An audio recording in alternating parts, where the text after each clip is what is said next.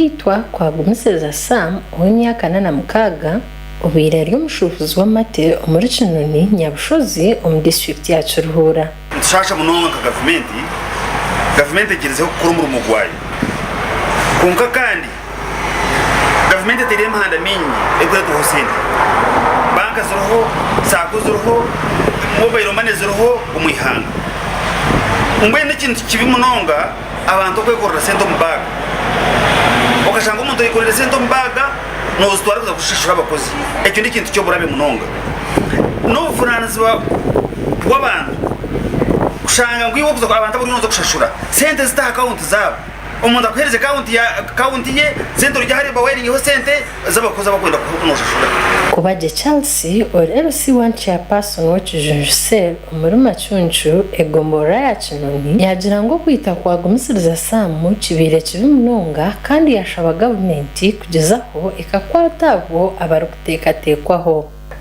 ombuzire komuzire witu kantu aferwa itwe nkasero y'Kisunzu niyo nkomurwa gono rwa Macuncu ninga ka Kinoni yona ninga ka district ya Kiruhura abo kuba hafu umuntu obo mugasho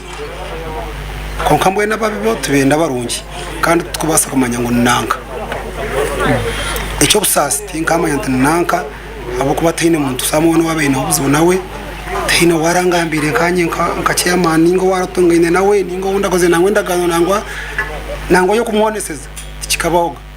Ngume Frank obanza hambirwa kifa yagira ngo kibire cyagaro kushanga umuntu nayitumushana kandi hagaruka akanagwa hamuhanda abo mu rwego rwa Macuncu abairari chairperson wa Macuncu Development Association abairari umushubuzi wa mate nambwenu kituru kuteka teke nyuma abazi ko abairagiro mu banka abira na ihe sente z'abarisa abantu bamwitsire abere na garshiro mu banka kwabere na agenda bamuhijackingira mu muhanda bamwitira kirasini nka government twareba umuringo ugo bamwitsiremu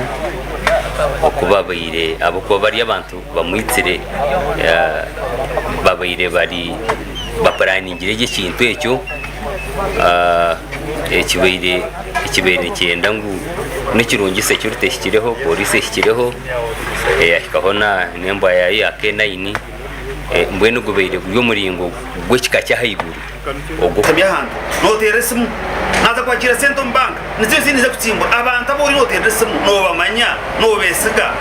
so bino kwirinda munonga government yane ko mu mugwayo nito kabanya Uganda nito tugize munonga okwirinda Gumisiriza Sam aitsirwa batemu haruguto orukurga rushere rukuzanama kandi nateberezwa kuba abira innocente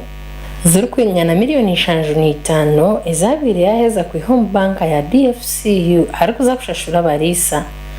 abira ari hapichipichi Bajaj Boxer UEM 005 gasha kwa Job Kato habwa Sky TV agenshonga.